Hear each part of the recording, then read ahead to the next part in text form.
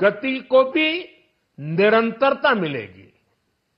साथियों, रोजगार और स्वरोजगार के अभूतपूर्व अवसर ये हमारी सरकार की पहचान रही है।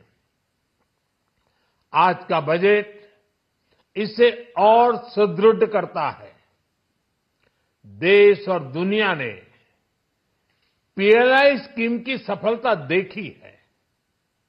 अब इस बजट में सरकार ने एम्प्लॉयमेंट लिंक्ड इंसेंटिव स्कीम की घोषणा की है। इससे देश में करोड़ों करोड़ों नए रोजगार बनेंगे। इस योजना के तहत जीवन में पहली नौकरी पाने वाले युवा की पहली तनख्वाह हमारी सरकार देगी। स्किल डेवलपमेंट और उच्च शिक्षा के लिए मदद हो या फिर 1 करोड़ नौजवानों को इंटर्नशिप की योजना, इससे गांव के गरीब के मेरे नौजवान साथी, मेरे बेटे बेटी देश की टॉप कंपनियों में काम करेंगे। उनके सामने संभावनाओं के नए द्वार खुलेंगे। हमें हर शहर, हर गांव, हर घर एंटरप्रेन्योर्स बनाना है। इसी उद्देश्य से बिना गारंटी के मुद्रा लोन की लिमिट को 10 लाख से बढ़ाकर 20 लाख रुपए किया गया है। इससे छोटे कारोबारियों, विशेष रूप से महिलाओं, दलित, पिछड़े, आदिवासी परिवारों में स्वरोजगार को बल मिलेगा। साथियों, हम सब लोग मिलकर भारत को ग्लोबल मैन्युफैक्चरिंग हब बनाएंगे।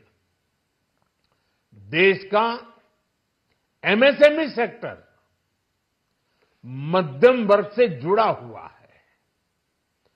एक प्रकार से एमएसएमई सेक्टर की ओनरशिप मध्यम वर्ग ही है और इसी सेक्टर से गरीबों को ज्यादा से ज्यादा रोजगार भी मिलता है। छोटे उद्योगों की बड़ी ताकत, उस दिशा में हमारा अहम कदम है। इस बजट में एमएसएमईज के लिए ईज ऑफ क्रेडिट बढ़ाने वाली नई योजना का ऐलान किया गया है। मैन्युफैक्चरिंग और एक्सपोर्ट्स इकोसिस्टम को हर जिले तक ले जाने के लिए बजट में अहम घोषणा की गई है। ई कॉमर्स, एक्सपोर्ट हब्स और फूड क्वालिटी टेस्टिंग के लिए 100 यूनिट्स, ऐसे कदमों से वन डिस्ट्रिक्ट वन प्रोडक्ट अभियान को गति मिलेगी। साथियों, ये बजट हमारे स्टार्टअप्स के लिए, इनोवेशन इकोसिस्टम के लिए ढेर सारे नए अवसर लेकर आया है।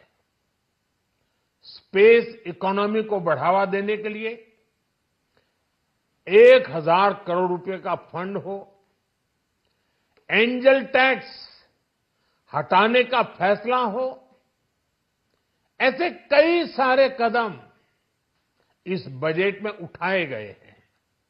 साथियों, रिकॉर्ड हाई कैपेक्स इकोनॉमी का एक ड्राइविंग फोर्स बनेगा।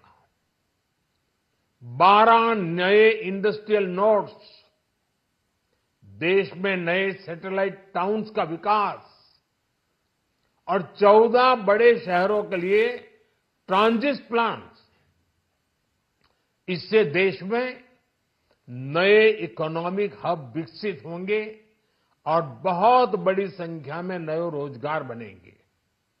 साथियों, आज डिफेंस एक्सपोर्ट्स रिकॉर्ड स्तर पर है।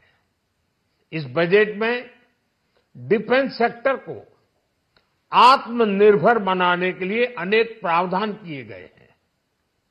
आज पूरी दुनिया में भारत के प्रति आकर्षण बढ़ा है और भारत में टूरिज्म के क्षेत्र में नई संभावनाएं बनी हैं।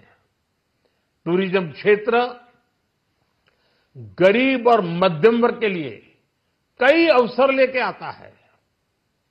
इस बजट में टूरिज्म क्षेत्र पर भी विशेष बल दिया गया है। साथियों, एनडीए सरकार ने पिछले 10 साल में ये सुनिश्चित किया है कि गरीब और मध्यम वर्ग को लगातार टैक्स से राहत मिलती रहे।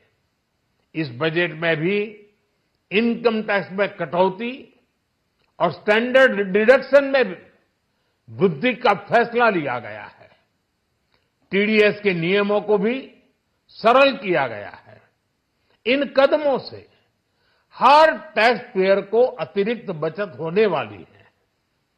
साथियों, देश के विकास के लिए भारत के पूर्वी क्षेत्र का संपूर्ण विकास पूर्वोदय के विजन द्वारा हमारे इस अभियान को नई गति, नई ऊर्जा मिलेगी।